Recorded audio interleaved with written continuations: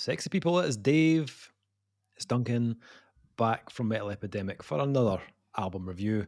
And for this review, Duncan and I have been checking out the new album from long-running power violence grind punks Antichrist Demon Core, also known as ACxDC. The band's new album, G.O.A.T, The GOAT!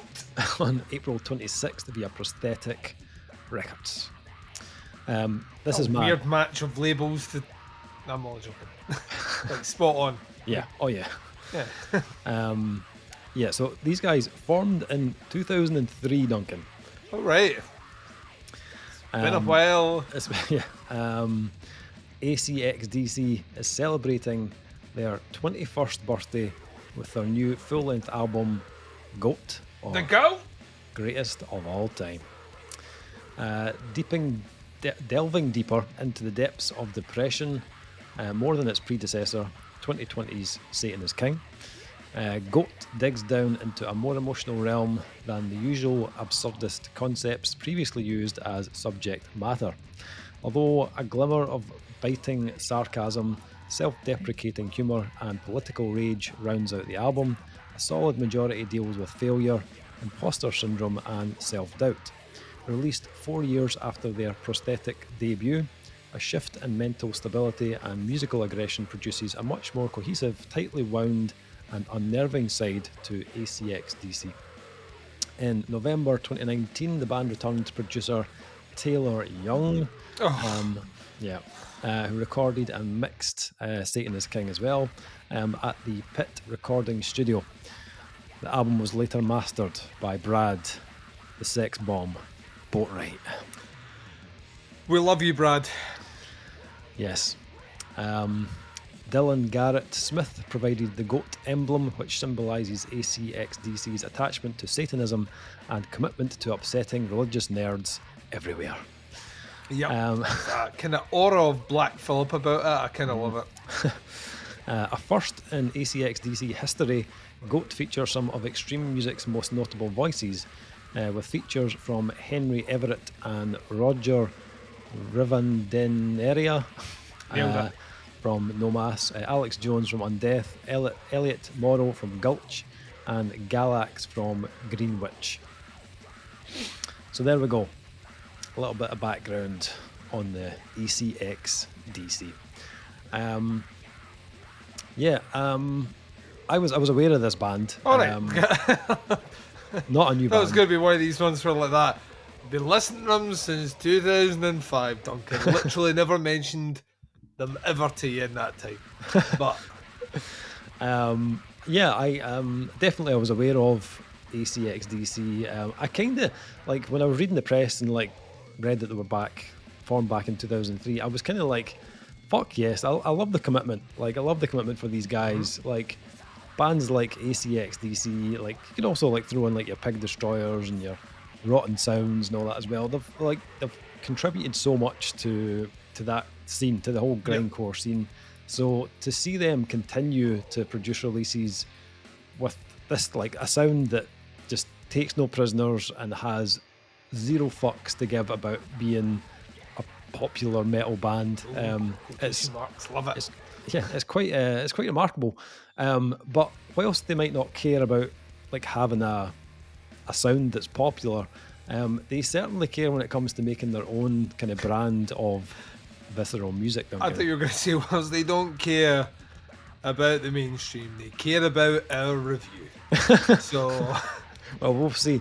And I think I totally agree with what you said at the beginning there. Like seeing them on a label like Prosthetic. It's like you could almost blind. This is the Coke Pepsi blind test of record labels. Yeah. You get like 10 seconds and you're like, Prosthetic by any chance?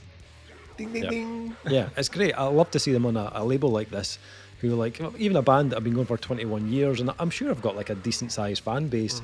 They've got that kind of label power behind them to help kind of introduce the new fans to the band. And it is a killer match. They are perfect for this label. Satan is King was a great first release on Prosthetic. So I was excited to hear what was going to happen on this new one, the G.O.A.T, which is like quite a ballsy name for an album, but I like it. I do. I genuinely think this for me is a step up from Satan is King. Oh, so you would say that in their full discography, this one is the GOAT? Could be. Well, Could living be. up to the name. I like it. I like it. Again, like this one clocks in around 23 minutes ish. And how many songs would that be, Dave? 17 to be 17. exact. 17 and 20. How many did you say? 20? 23 minutes roughly. 23 minutes is it? Now, I'm no mathematician, but that must mean that no songs run over 2 minutes here. You'd be correct there, Duncan. There we go. And some of them must be under a minute. Yeah. There we go. The last album was the same. The last album was like around 23 minutes again. So they like things short and sharp and to the point, Duncan. Like my sex life. Agreed. So yeah, nothing like 23 minutes, nothing outstays its welcome here at all. But I love the fact that you never really feel shortchanged either. And a lot of that has to do with the style, like grindcore, power violence. They pack a lot in. So like you never really feel like there's something missing or like, oh, they've cut that song short or anything like that. Like there's just so much going on in these tracks, and even in such a short space of time, they seem to still hit all the kind of sweet spots on this album. Like they come out the gate like firing with "Wanna See a Dead Body." It's like rapid blast beats. You've got these kind of blistering kind of grind punk riffs. They make sure that although it's kind of fast and visceral, there's always something you can kind of grab onto throughout their tracks. There's like a killer groove that kicks in about halfway through the track and just lets you kind of sink in a kind of heavy, like kind of steady headbang. But like they also, like if they start with something slower, like more on the kind of groovy side, then they'll make sure that track is then like kind of peppered with some short bursts of speed as well as it goes on. But actually for me, I felt like riffs on the GOAT felt like an upgrade, to be honest. I found this album much more memorable than the previous one, and I think like the last album was really good. I felt like there was maybe moments where it became like a touch repetitive, where like I wasn't sure if I heard that riff already, or has that been used before? But this felt like there was much more kind of distinction between the parts, and even like track to track, they felt more separate, like while still like the whole album felt connected. It didn't feel like one long song either. I think there's more groove here as well than on the previous album. Tracks like the title track or Mortality Salience, which follows up, perfectly placed like in that album to give you some slow-ish kind of parts to balance things out and not just feel like you're having your brain rattled for 23 minutes. The other thing I think that's better on this one is the vocals on this release. So not only does Sergio sound absolutely fucking savage on this, like his tone is just absolutely disgusting, but he can do like multiple registers. Yeah, he's got the tone of a man that's been put on hold for like about 2 hours and been told he's the next caller for it to finally start ringing and then hang up. Yeah, he's you know what I mean? He's just like, oh man, I feel it. Yeah, feel it in my bones, man. He's raging with life. But then when you throw in like a few extra guests in here as well, then there's like that like kind of variance in different tones. It makes the whole kind of album a lot more interesting. And like Definition of Insanity, I think has 2 guests, I think, and it's fucking awesome. Like especially when they start to layer the vocals up, you get this like full on kind of vocal attack. It's like dogs barking almost. But yeah, I loved that track starts off with a guitar riff and these kind of peppered kind of, it's like percussive kind of tom build-ups, and it honestly sounds like the sort of build-up to a song Slipknot wish they could write. Yeah. And I'm just going to go on a limb and say there's probably not 9 members of this band. I think so. Yeah, it's infinitely fucking heavier. I had this, I was just like, oh yeah, bastard, wait for the drop. Yeah. Musically, even though this sits within like a genre that's fast and visceral, a lot of grind bands do sound like something quite kind of ragged about a lot of kind of grindcore bands, just like down to how fast they're playing at times. But I feel like with ACxDC being a band that have been playing together for such a long time, they don't really have that issue. This is really tight for a grind band, and it still has that like kind of grindy like explosiveness to it, but it never feels messy either. Even when they get into something like Expired, which is the closing track, has a slightly kind of sludgier feel. It still sounds very locked in. For me, that one of the main highlights on this one was the production, and it's weird. It's the same production team as Satan is King, but I kind of preferred the overall kind of tone they went for on this one. It's a much more crisp sounding production. Yeah, 4 years between albums, you said. Yeah. I mean, that's like, that comes with just trying at different things, experience as a producer, new tech maybe. Yeah. So you've got like the Satan is King, which was like the kind of more like slightly sludgier, kind of thicker, more kind of dank kind of sound to it. I feel like G.O.A.T is a bit punchier, has a bit more kind of snap to it overall, and I think it suited their sound much more in this release. It hit a bit harder for me, but it's cool that they've opted to go for a different kind of vibe production wise. I love the fact they're still thinking about like elevating that side of it, and not just going for like, oh well, what worked in the past, we'll just do the same thing again. I think like when you talk about grindcore and power violence, people tend to name drop bands like Pig Destroyer first, and for good reason. Like, those guys are absolute legends. We've just seen them live recently, and I mean, if you're gonna, then but to be honest, I hope that like from this new release from ACxDC, I hope it kind of pushes their name a bit further up the list, because they are like really fucking good at what they do. As I said before, I'd heard of the band. I was familiar, with the band name. I hadn't really kind of gone in on them before, but I'm definitely gained a new fan in me. I really enjoyed this one.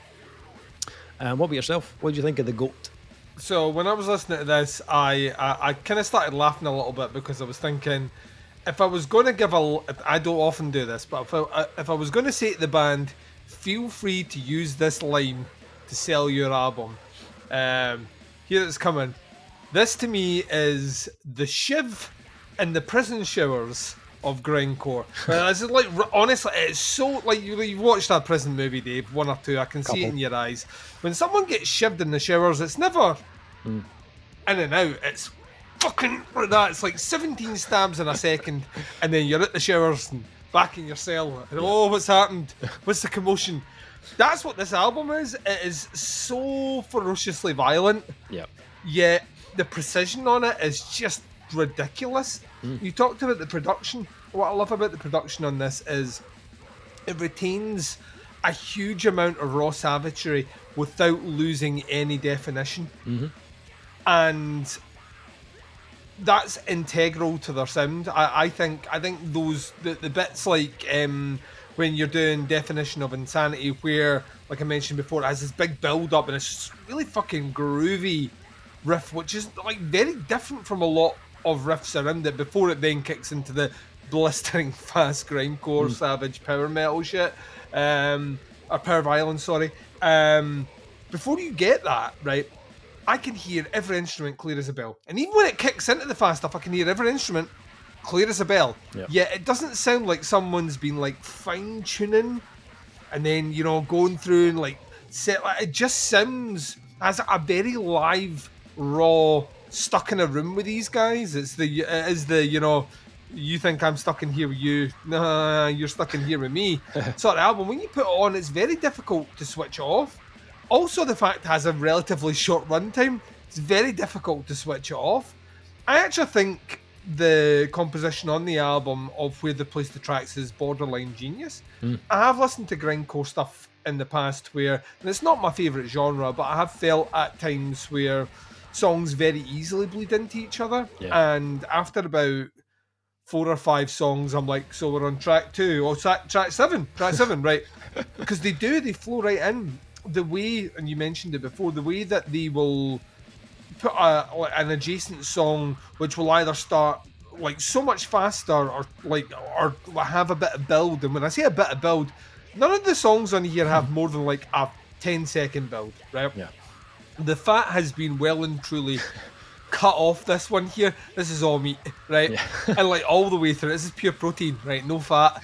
And I kind of love it for that. Once again, there's no airs or graces, no frills. I mean, even when you listen to Pig Destroyer will experiment in atmosphere and tone to evoke a feeling before they then drop the bomb. These guys don't do that at all.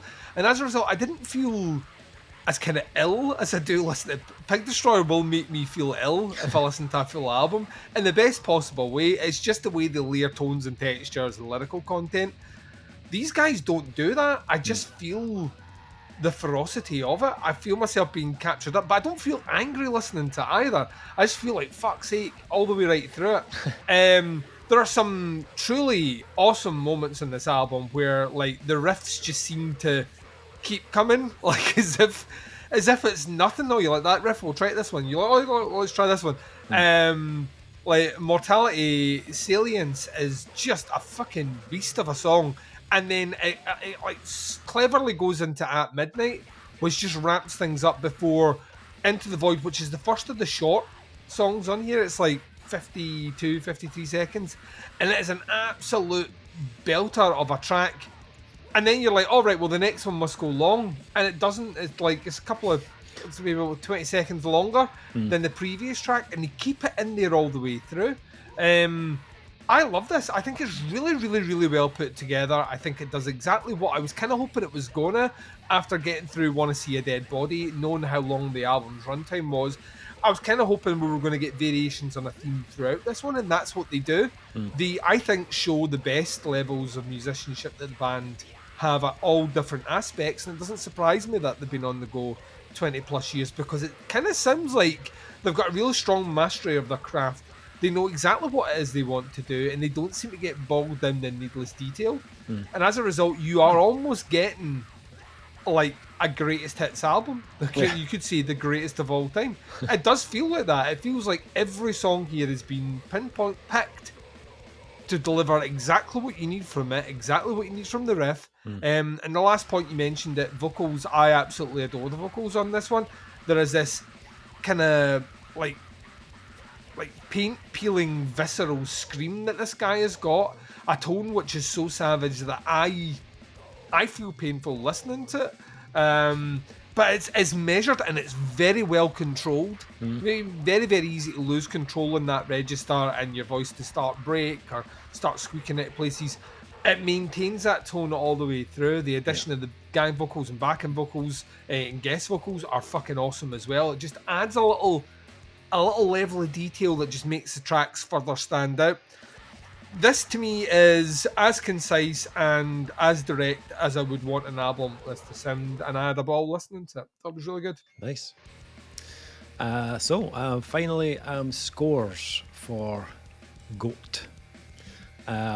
Yeah, I mean, like, it's no frills, you know, grindy, punky, power violence that will strip the skin from your bones.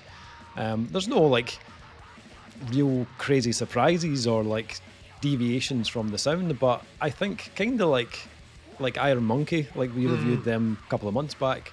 They know their sound and they know what they'll continue to do going forward. That being said, I think this is a better album than the last ACxDC album, so it's satisfied to hear them still improving like 21 years on. You don't have to change your sound to improve your sound. No, you know what I don't. mean? I think some bands get lost into the, you know, we've been on the go for 15 years. Here's a new metal song, and you're like, really? Yeah. Is that the road we want to go down? Like, refining your craft, I think, is just as meritable in a band as trying to reinvent your sound. Yeah, not a lot to really pick apart here. Probably a pretty high score for me. I'm going to go 4.5 on this one. Enjoyed it. What about yourself? Marginally below you, I'm a 4 on this one. I think it holds together really well. It kind of invites you to go back and listen to it. Like, again and again. It's a super, super quick listen. And yes, it's savage, but it's not savage to the point that it's unbearable to listen to. If anything, this one strikes a balance, which is surprisingly measured for this genre. So yeah, 4 for me. Nice. So that is ACxDC G.O.A.T, out on April 26th on Prosthetic Records. Links below to the band, to the pre-order. Check it out. Let us know what you think. That is the review. Thank you for checking it out. And the review is shorter than the album, so go and have a listen. That might be a first for us. Yeah, it could be. That's a review. So Thanks let's for checking it out. pad some time now, Dave. How's your day been, Dave? You been all right? What did you have for dinner? Anyway, catch you in the next review. Speak to you soon. Bye, everyone.